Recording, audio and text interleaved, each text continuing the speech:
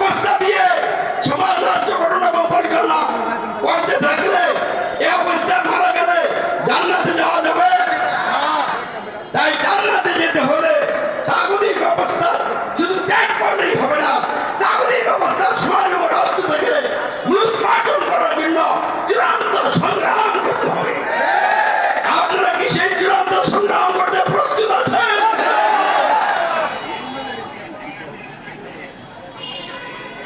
তাহলে বুঝেন, ইসলাম গ্রহণ না করে আর কোরআনের গাইডলাইন বাদ দিয়ে মনে যা চায় তা করেই কি তাগুতি ব্যবস্থা মূলোৎপাটন করা যাবে?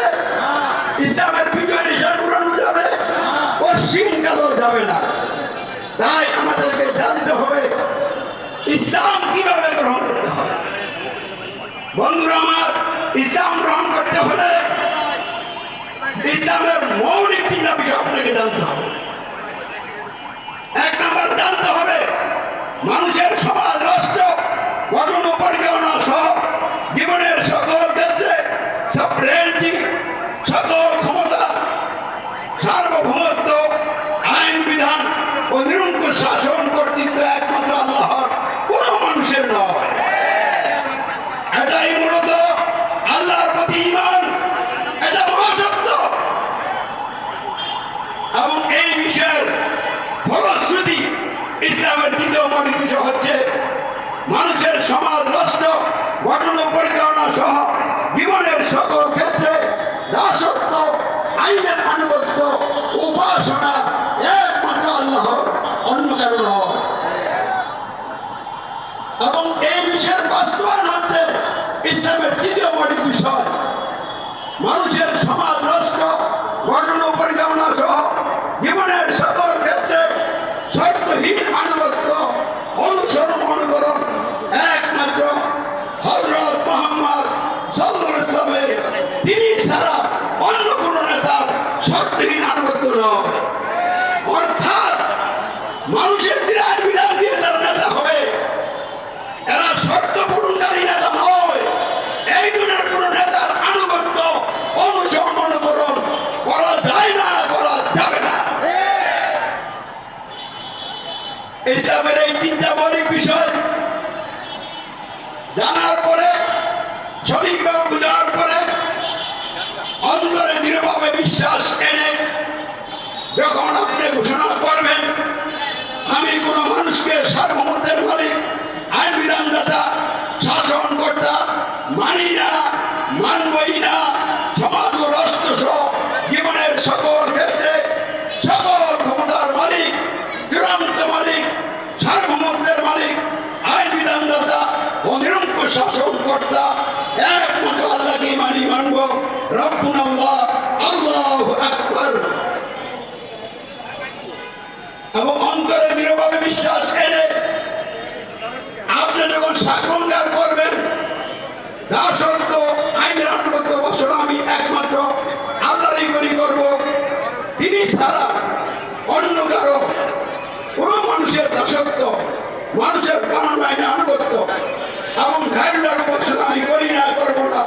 আশহাদু আল্লা ইলাহা ইল্লাল্লাহ। এবং অন্তরে দৃঢ়ভাবে বিশ্বাস এনে যখন আপনি আল্লাহ রাসূলের শর্তহীন আনুগত্য করার অঙ্গীকার করবেন, আমি সমাজ ও রাষ্ট্র সহ জীবনের সকল ক্ষেত্রে শর্তহীন আনুগত্য, অনুসরণ, অনুকরণ করি, করব একমাত্র হযরত মুহাম্মদ সাল্লাল্লাহু আলাইহি ওয়াসাল্লামের, তিনি ছাড়া অন্য কোন নেতার, অর্থাৎ মানুষের ক্ষমতার অধীনে, মানুষের আইন বিধানের ভিত্তিতে যারা নেতা নেত্রী সরকার, এরা অবৈধ দখলদার, এরা আযাব গজবের নেতা, জাহান্নামের নেতা, এইসব নেতাদের আমি আনুগত্য, অনুসরণ করি না, করব না। আশহাদু আন্না মুহাম্মাদার রাসূলুল্লাহ। তাহলে আপনি ইসলাম গ্রহণকারী মুসলিম ইমানদার। এইবার আপনার দায়িত্ব এবং কর্তব্য হচ্ছে সমাজে রাষ্ট্রে ইসলাম বিরোধী যত মতবাদ আছে, শুধু এক দেশে নয়, সারা পৃথিবীতে সকল মতবাদের মূলোৎপাটন ঘটিয়ে ইসলামকে সমাজে রাষ্ট্রে প্রতিষ্ঠা করে মানুষের দুনিয়ার জন্য কল্যাণ শান্তির ব্যবস্থা করবেন এবং আখেরাতে জাহান্নাম থেকে রক্ষা হয়ে যাতে জান্নাতে মানুষ যেতে পারে সেইভাবে লোকদেরকে স্বাধীনভাবে কাজ করার পরিবেশ সুযোগ তৈরি করে দিবেন। বন্ধুরা আমার, ইসলামের এই যে মৌলিক তিনটা বিষয়, 1 নম্বর সার্বভৌমত্ব আইন বিধান ও নিরঙ্কুশ শাসন কর্তৃত্ব একমাত্র আল্লাহ, মানুষের নয়। 2 নম্বর দাসত্ব আনুগত্য বাসনা একমাত্র আল্লাহর, অন্য কারো নয়। 3 নম্বর শর্তহীন আনুগত্য অনুসরণ অনুকরণ একমাত্র হযরত মুহাম্মদ সাল্লাল্লাহু আলাইহি ওয়াসাল্লামের, অন্য কারো নয়। এই 3টা মহাসত্য, এই 3টি মহাসত্যকে অমান্য করে ত্যাগ করে যখন আপনি মানুষের সার্বভৌমত্ব আইন বিধান কর্তৃত্ব মেনে নেন, মানুষের যে আইন বিধানের আনুগত্য স্বীকার করেন, মানুষের যে আইন বিধানের ভিত্তিতে নেতৃত্বদানকারী নেতা বা সরকারের আনুগত্য স্বীকার করেন, তারা আপনি মহাসত্যকে অমান্য করলেন, ত্যাগ করলেন, সীমা লঙ্ঘন করলেন। তাহলে তাগুতি ব্যবস্থা মানে কি? সীমা লঙ্ঘনকারী ব্যবস্থা। এর অর্থ কি? যেই ব্যবস্থার মাধ্যমে আল্লাহর সার্বভৌমত্ব আইন বিধান কর্তৃত্বের সীমা লঙ্ঘন করা হয়, যেই ব্যবস্থার মাধ্যমে আল্লাহর দাসত্বতার আইন আনুগত্যের সীমা লঙ্ঘন করা হয়, যেই ব্যবস্থার মাধ্যমে আল্লাহর সর্বশেষ নবী এবং রাসূল সারা দুনিয়ার সকল মানুষের সকল বিষয়ের জন্য কিয়ামত পর্যন্ত চূড়ান্ত নেতা, শর্তহীন আনুগত্য অধিকারী একমাত্র নেতা, সেই নেতা নেতৃত্বের আনুগত্যের সীমা লঙ্ঘন করা হয়, ওই সব ব্যবস্থা হচ্ছে তাগুতি ব্যবস্থা। আর যখন এই তাগুতি ব্যবস্থা কেউ গ্রহণ করবে, সে সীমা লঙ্ঘনকারী তাগুত। আর যখন তাগুতি ব্যবস্থা দিয়ে মানুষকে পরিচালনা করবে, তারা হয়ে যাবে তাগুতের শিরোমণি। তাহলে তাগুতি ব্যবস্থা কি? তাগুতি ব্যবস্থা হলো ইসলাম বিরোধী ব্যবস্থা।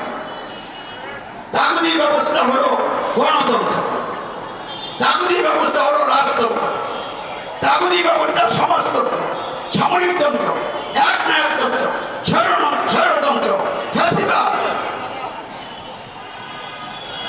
যত রকমের মানবরচিত ব্যবস্থা আছে, সব ব্যবস্থা তাগুতি ব্যবস্থা। বর্তমান পৃথিবীতে সবচেয়ে প্রভাবশালী তাগুতি ব্যবস্থা হচ্ছে গণতন্ত্র। এই গণতন্ত্রের মাধ্যমে যেই সব দেশ গণতন্ত্র গ্রহণ করেছে, ওই দেশের জনগণ হয় সকল ক্ষমতার মালিক, চূড়ান্ত রায় দানকারী। তাদের রায়ের পরে আর কারো কোনো কথা চলবে না। এই সুবাদে বাংলাদেশের মানুষ গণতন্ত্র গ্রহণ করে এই বাংলাদেশের সকল ক্ষমতার মালিকের আসনে তারা বসে, তারা ভোটাভুটির মাধ্যমে যাদেরকে এমপি বানায়, তারা হলো জনপ্রতিনিধি, তারা আল্লাহর প্রতিনিধি না। জনগণ হলো তাদের মালিক, নিধি, আর তারা হলো এই নিধির এই মালিকের প্রতিনিধি। বলেন নাউযুবিল্লাহ। তাহলে এই গণতন্ত্র আল্লাহর মালিকানাকে বাদ দিয়ে যাদের মরণ আছে, জ্বর আছে, ঠান্ডা আছে, সর্দি হয়, কাশি হয়, ক্যান্সার হয়, মৃত্যুবরণ করে, এইসব মানুষ সার্বভৌমত্বের মালিক হতে পারে না। বলবেন আমরা তো আকাশে আল্লাহকে সার্বভৌমত্বের মালিক মেনে নিয়েছি। আমি ওই জায়গার কথা বলছি না, আমি বলছি আমাদের এই সমাজ গঠন এবং পরিচালনায় আইন বিধানের জায়গায় কাকে আপনারা চূড়ান্ত মালিক গ্রহণ করেছেন? আল্লাহকে কি চূড়ান্ত মালিক গ্রহণ করেছেন? অবশ্যই করেন নাই। গণতন্ত্রের মাধ্যমে জনগণ নিজেরা হয়ে গেছেন ক্ষমতার মালিক। ফেরাউন মিশর রাজ্যে ক্ষমতায় আসীন হয়ে যেই কথা বলেছিল, বাংলাদেশের মুসলিম পরিচয় দানকারী লোকেরা সব হিন্দু, বৌদ্ধ, খ্রিস্টান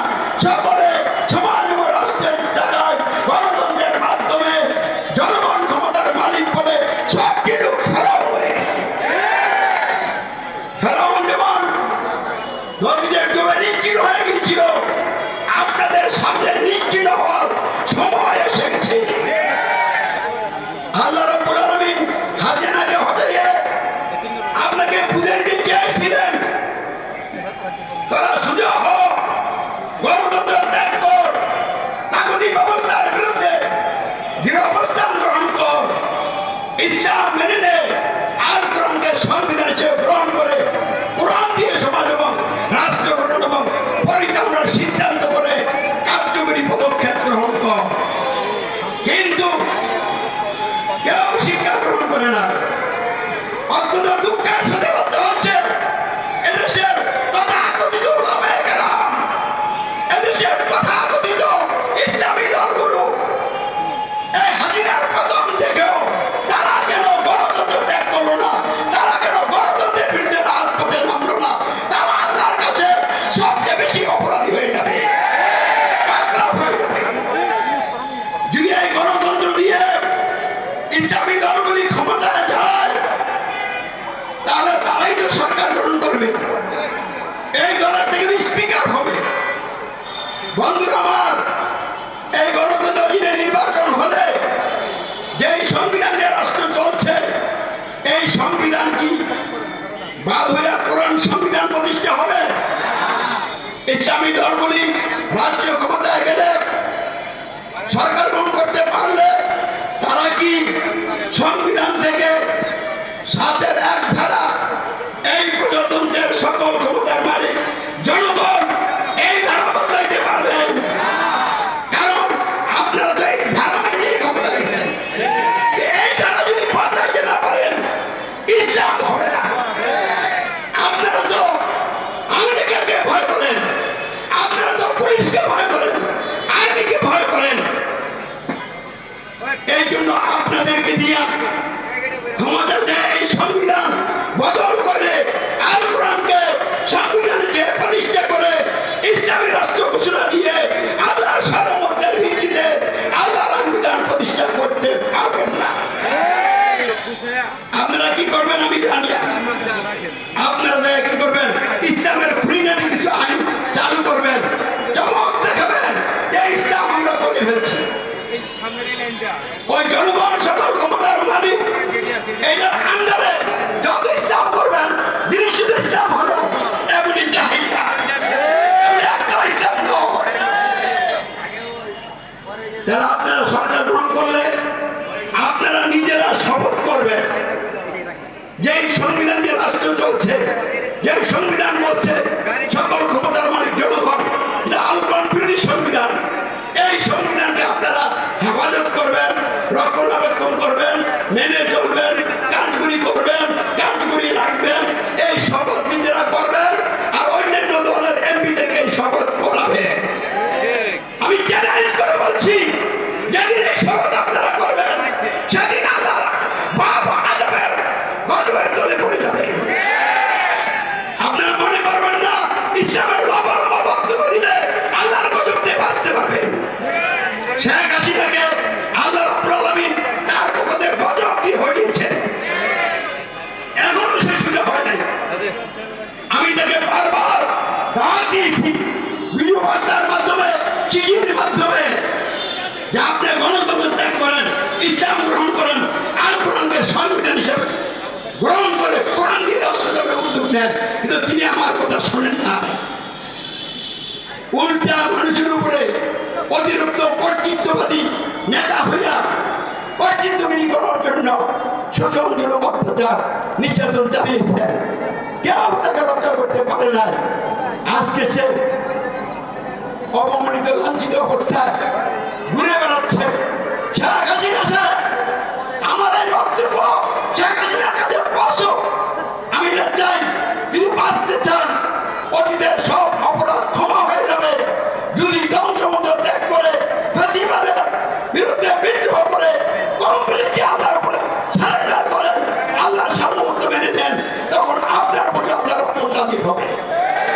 কিন্তু আপনি তো তা না করে ওই ইন্ডিয়া বসে বসে উস্কানিমূলক কথা বলেন, এইসব ত্যাগ করেন, এইসব দিয়ে আর কাজ হবে না ইনশাআল্লাহ। কিন্তু আজকে যারা শেখ হাসিনা পতনের ব্যক্তিতে দেশে আন্দোলন সংগ্রাম করে গণতন্ত্রের কথা বলেন, আপনারা কি করবেন? নির্বাচন তো এখন আসেও না, এখনো কেউ মারামারিতে লেগে গেছে। বাংলাদেশে বর্তমানে বিএনপি আর জামাত দুইটা দল হলো বড় দল। এই দুই দল এক মতের না।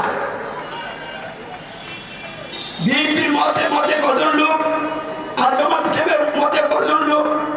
বিএনপির মতে কি ৮০ ভাগ লোক নড়ে চড়বে, তাদের নেতৃত্ব মানবে?